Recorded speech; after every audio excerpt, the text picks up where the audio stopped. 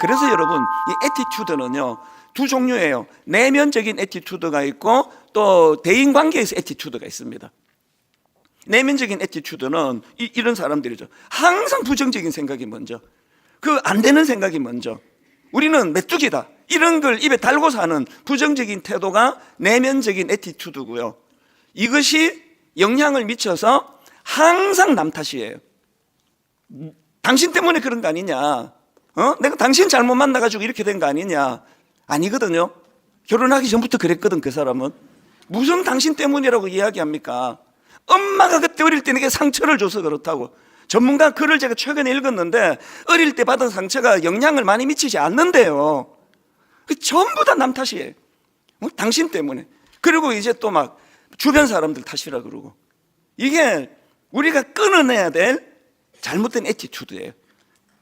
닉 부이치치가 자살하고 인생을 끝낼 수 있는 이유를 들라 그러면 100가지도 더 들 거예요. 100가지도. 그러나 음식을 자기 마음대로 먹을 수가 있습니까? 원하는 곳을 갈 수가 있습니까? 그러나 그런 상황 속에서도 그는 건강한 애티튜드를 가지고, 제가 그 아이들이 읽는 그 닉 부이치치 그 위인전 이야기 한 대목을 제가 읽었는데요, 축구를 하다가 발을 다쳤대요. 그러면서 자기 엄마한테 그렇게 말했대요. 엄마, 내가 발가락이 2개밖에 없는 것 때문에 내가 늘 이게 불편하다고 생각했는데 이걸 다쳐보니까 야, 이게 너무 감사하다고 그런 얘기를 했대요.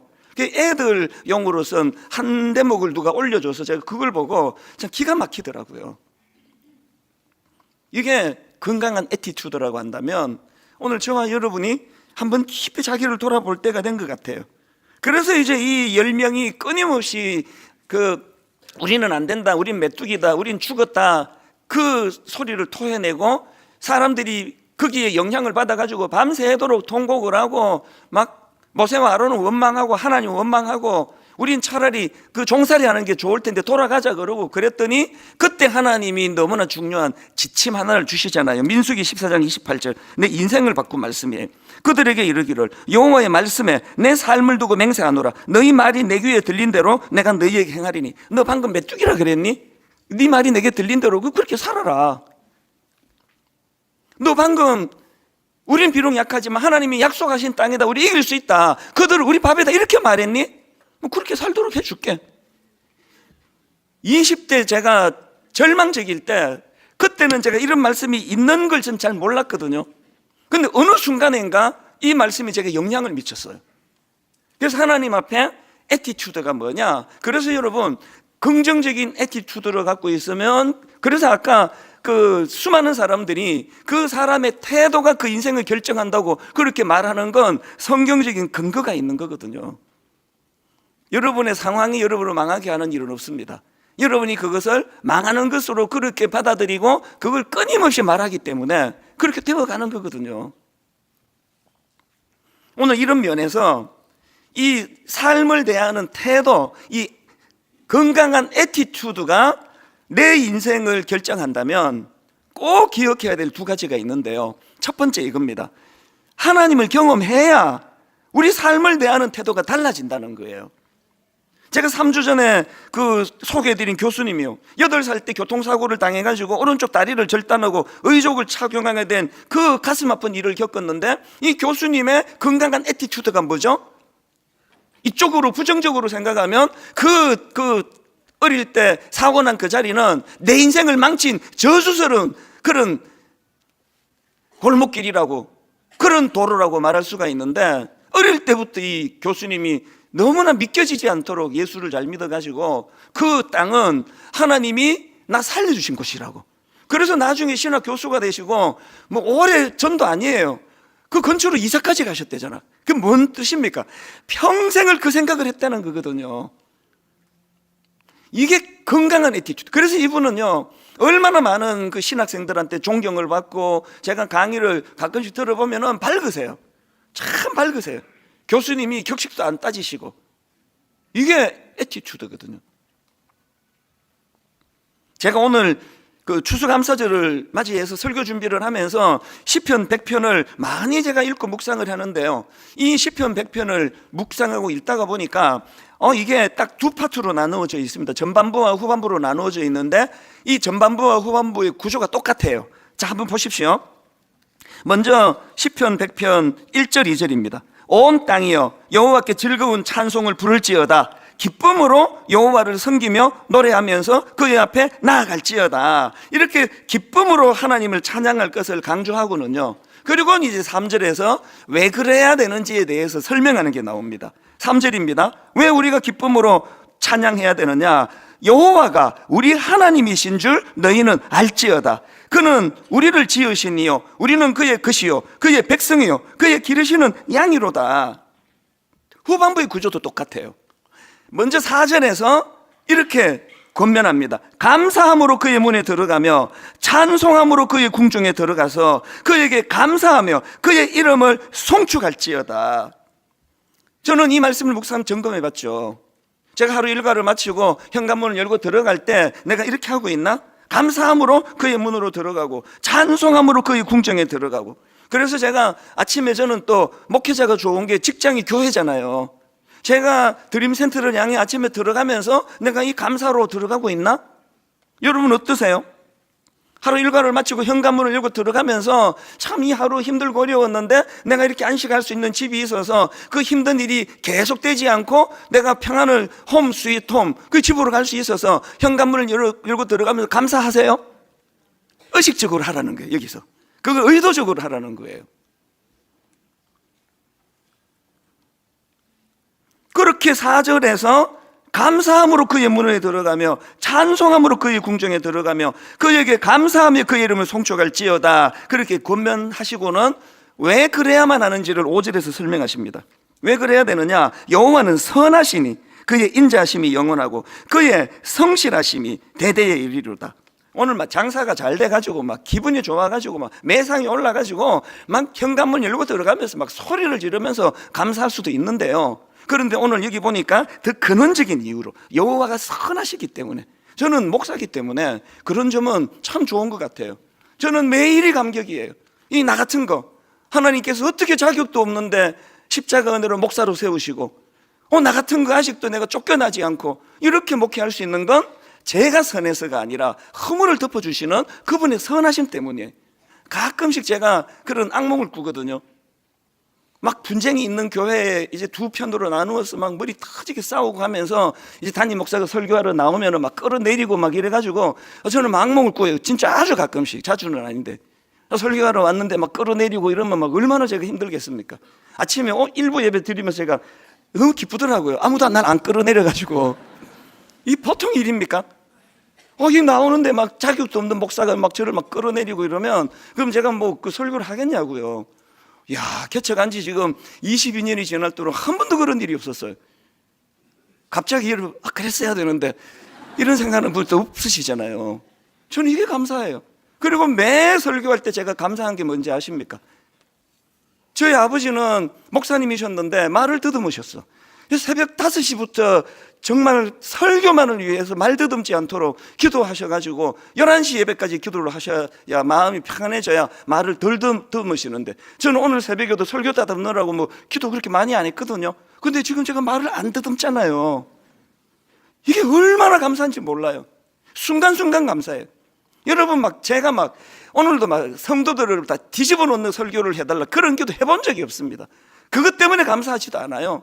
지금 우리 아버지가 인생을 걸고 이 말 더듬으시는 설교 하지 않도록 거기다가 목숨을 거셨는데, 저는 지금 말도 안 더듬고 설교하잖아요. 설교를 끝나고 내려갈 때 이게 기쁨을 줄 때가 있어요. 뭘 더 바라겠냐고요, 제가. 오늘 여러분이 일상생활 가운데 현관문을 열고 들어갈 때 참 감사를 하는 것도 중요하지만 그 내용이 더 중요해요. 조건적인 거. 월급이 올라서, 오늘 기분 좋은 일이 있어서, 오늘 내가 매상이 올라서, 우리 아들이 오늘 그 점수 잘 받아와서, 그런데 그 조건 없이 하나님의 선하심 때문에 내가 오늘도 참 이 가정이 유지되고 있는 거구나.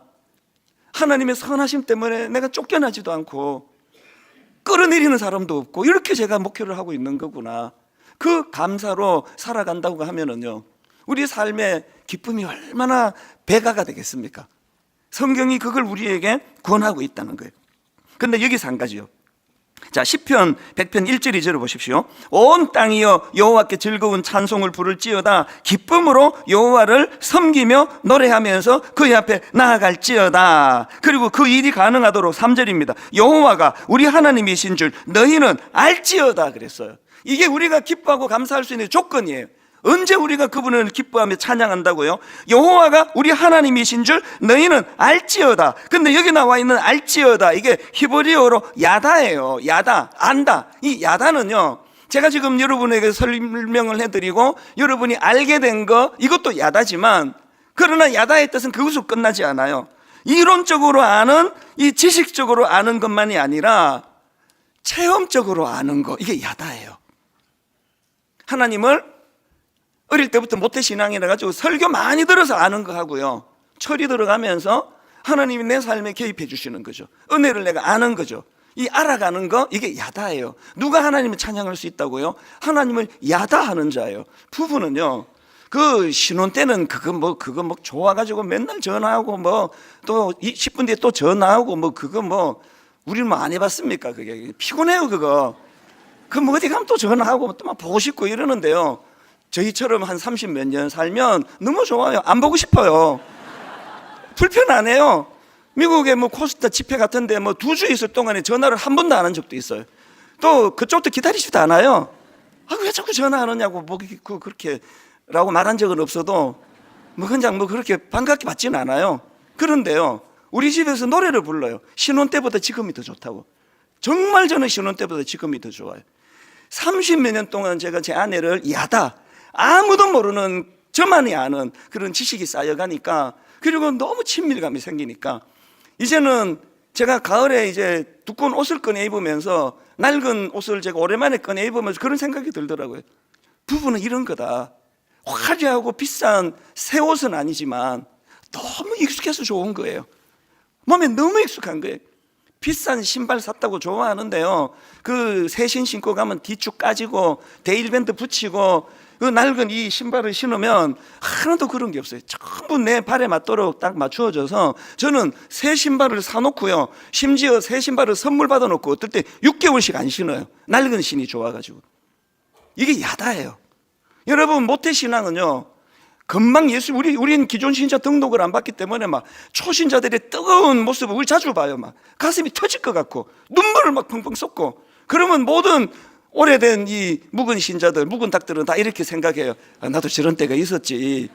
뭐 저거 뭐 오래 가나? 또 나도 나처럼 될 텐데? 이러면서 옆에를 보지만, 그러나 그 묵은 신자, 그 묵은 닭들이 좋은 점이 있는데 절대로 변화가 없어요. 그 사람은 한결같이 와서 좋는데 한결같이 그 자리에 앉아 계세요. 이 보통 일입니까 이게? 축복합니다. 계속 조세도 괜찮아요. 변함이 없거든요. 그건 하나님과의 인티머시예요. 굉장히 하나님이 잘 맞는 옷처럼 그분이 내 삶에 자리 잡고 있기 때문에. 그리고 초신자들은 좀 시험도 자주 받고 흔들리는데요, 우리 같은 모태신앙 어떤 경우라도 흔들리는, 저는 지금까지 태어나서 하나님 안 믿어 말은 많이 했는데 진짜로 안 믿은 적은 한 번도 없어요. 교회를 떠난 적이 한 번도 없습니다. 한 주 있었는데요, 그때 고3 때 내가 이제 교회 안 갈 거야. 그리고 한 주, 그때만 말고 또 미국 가서 또 있었네요. 예. 근데 한 주를 넘긴 적이 없어요. 야다예요, 야다. 여러분, 누가 집으로 들어가면서 기뻐하고 집에서 나오면서 찬양하고 교회로 가면서 찬양하고 온 땅이여 여호와께 즐거운 찬송을 드릴지어다, 누가 그렇게 할 수 있다고? 3절에 여호와가 우리 하나님이신 줄 너희는 야다할지어다. 아는데 경험으로, 체험으로 알지어다예요. 분당 우리 교회 이제 내년에 대학부 청년부 막 살아나는 거 저는 벌써 지금 확신하고 있습니다. 꿈이 더 커졌어요. 내년에 3040, 30대 40대를 살리는 일이 일어날 겁니다. 그래서 막 별의별 국리를 다 해요. 그 30대 때 신혼부부 때 첫 애기, 그 막 굉장히 어려운 때거든요. 아기 때문에 예배를 제대로 드릴 수가 있습니까? 그래서 막 별 생각을 다 해요. 이 교회에 주일날 타가방을 좀 운영해가지고 우리 30대 40대 젊은 아기를 키우는 부부들이 저 아기를 맡기고 마음껏 예배를 드리게 할 수는 없나? 한다는 거 아닙니다. 할 수는 없나?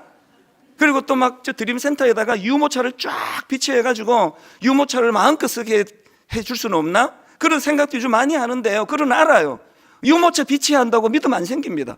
누가 애 대신 봐준다고 믿음 안 생겨요. 누가 믿음이 생깁니까? 예배에 마음을 두는 거죠. 여러분 30대가 진짜 신앙생활이 어려운데요, 30대는 진짜 하나님 만나야 될 때예요.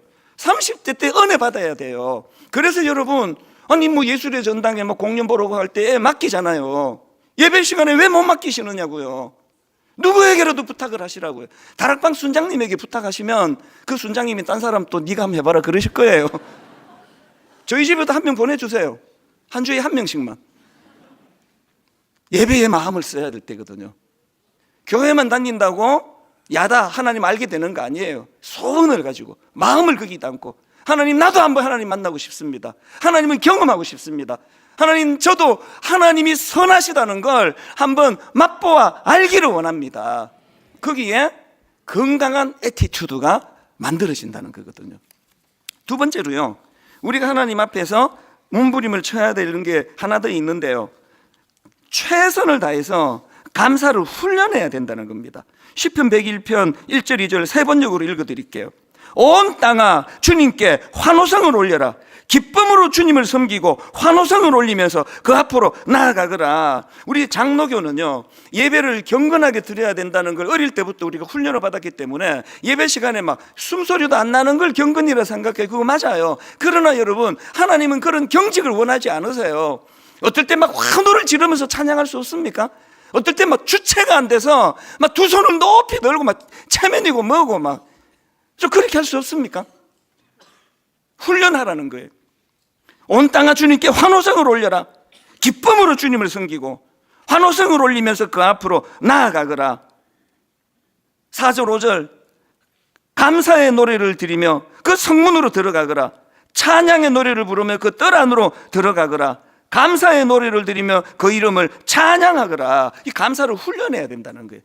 감사가 훈련이 될 때 애티튜드가 건강해진다는 거거든요. 그래서 데살로니가전서 5장 18절에 보면은 범사에 감사하라. 이건요, 이거 되지도 않은 걸 자꾸 이런 걸 시키네, 그렇게 받으시면 안 됩니다. 하나님께서 어떤 상황에서도 감사하는 게 니한테 얼마나 좋은지 아니?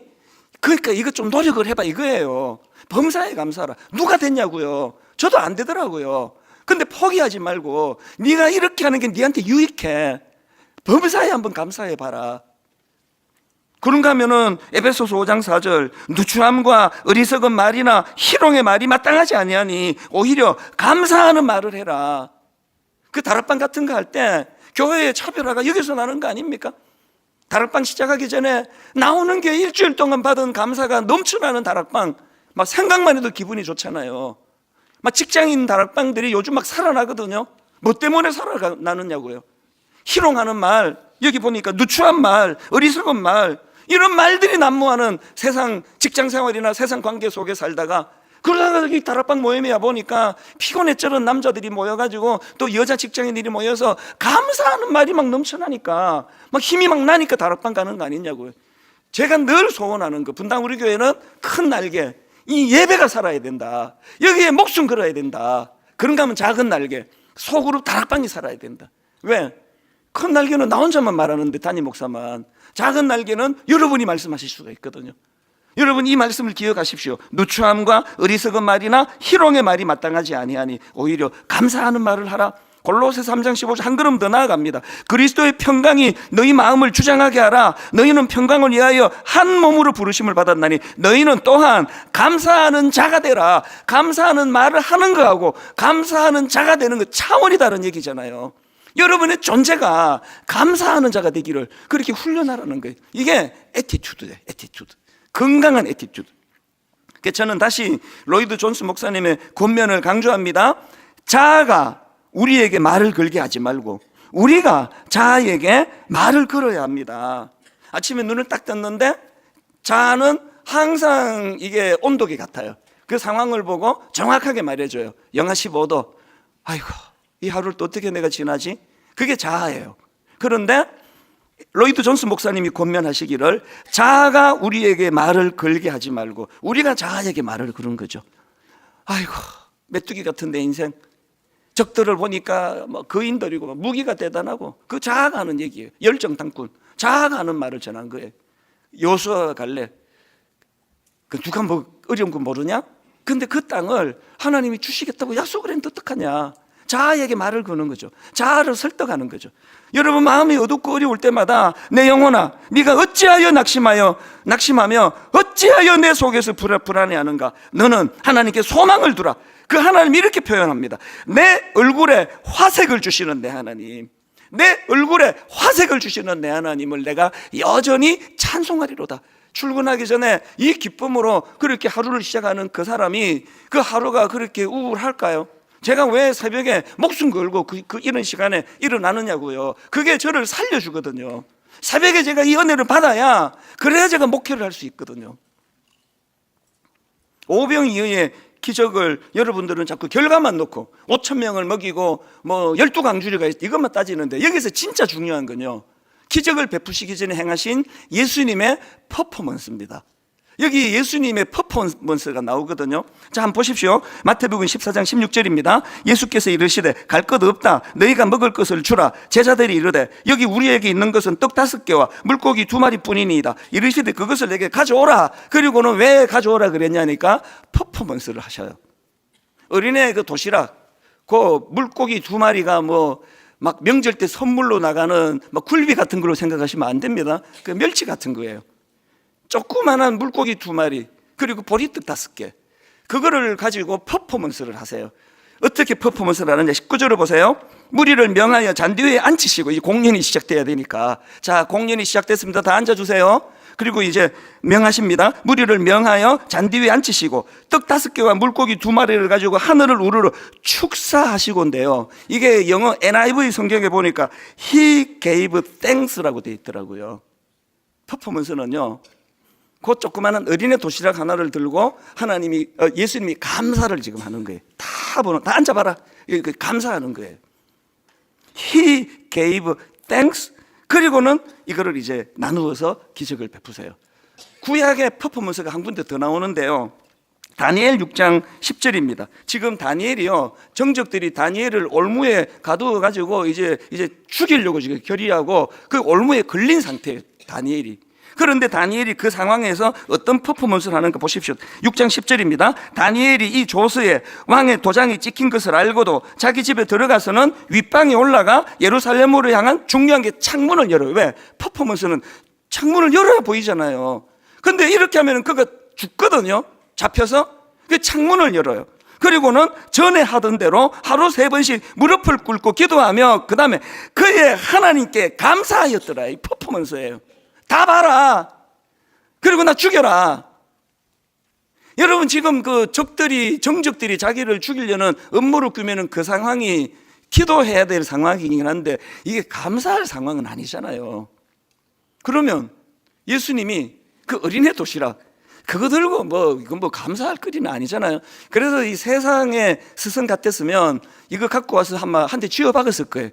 이걸 누구 입에 붙이자고 도시락을 갖고 왔냐고. 너 날로 놀리나 지금 나를? 그런데 주님은 그 보잘것없는 어린아이 도시락을 가지고 퍼포먼스를 열어요. 감사하는 거예요. 뭘 보여주는지 아시죠? 5,000명을 먹이는 기적이 일어나고 나서 막 감사가 터져 나오는 거, 그건 그 당연한 거 아닙니까? 어린애 도시락을 들고 여러분 영적인 상상력이 동원이 되고 어린아이 도시락을 들고 하나님이 일하실 것을 감사해 본 적이 있으세요? 그리고 그 결과가 어떻게 나는지를 맛보신 분 계세요? 그게 야다예요. 안 하시잖아요. 기도 맨날 해도 안 들어주더라. 하나님은 이제 네가 이것도 그 퍼포먼스를 하라고 그 고난을 주신다면 어떻게 하실 겁니까? 그래서 제가 이 찰스 스펄전 목사님이 했던 명언 전에도 읽어드렸는데 한번 다시 들어보세요. 별빛에 감사하는 자에게 달빛을 주시고, 달빛에 감사하는 자에게 햇빛을 주시고, 햇빛에 감사하는 자에게 영원히 지지 않는 주님의 은혜의 빛을 주신다. 흐릿한 별빛을 보고 허구한 내 인생은 이렇게 흐릿하다고 원망하고 불평해야 되는데, 그때 퍼포먼스를 해보세요. 별빛에 감사를 하시면 달빛을 주시고, 달빛에 감사하면 햇빛을 주시고, 그리고 또 찰스 스펄전이 유명한 말 하나 더 했는데요, 여기 지금 장식부가 이번에는 유난히 정말 의미 부여를 잘했습니다. 지금 여기다 위에다가 think라는 글자를 쓰고 밑에다가 thank라는 글자를 썼는데 이게 찰스 스펄전이 한 걸 이번에 우리 교회가 추수감사절에 구호로 잡은 거예요. 저게 뭐냐 하면은요, 생각이 곧 감사라는 거예요. 그래서 생각을 뜻하는 위에 있는 think가요, 감사를 뜻하는 thank와 함께 이게 thank가 아니고 thank예요. thank라 그랬네. 생각을 뜻하는 think하고 감사를 뜻하는 thank가 어원이 같다는 거예요. 어원이. 그래서 그냥 생각하면 감사가 안 나오는 게 많아요. 특히 이제 아내를 볼 때, 또 남편을 볼 때 그냥 보면 감사가 잘 안 나와요. 그런데 깊이 생각하세요. 깊이 생각하면 그 남편이 너무 깊은 분이기 때문에 이제 감사가 보이기 시작해요. 그래서 여러분, 이 생각하다와 감사하다가 영어로 같은 어원이라는 걸 기억하시면 돼요. 하나님에 대하여 깊이 생각하셔야 돼요. 하나님 하신 일에 대하여 얕게 생각하면 고난밖에 안 보여요.